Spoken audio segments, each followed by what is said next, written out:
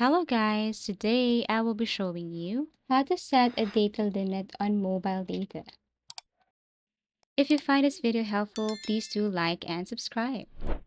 So first, you just have to go to your settings, tap on mobile data, and then tap on data usage. Here you have to scroll down and tap on more data settings. Here under more data settings, you will see options like monthly data limit. You can tap on start date.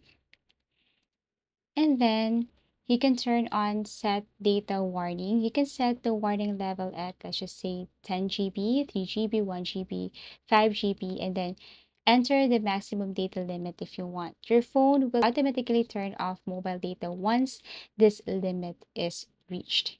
Okay, so as easy as that.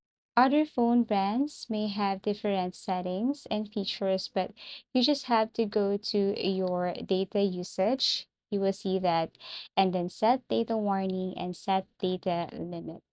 So basically, once you have set warning limit, then again, your mobile data will be automatically turned off once they have reached or once this limit is reached.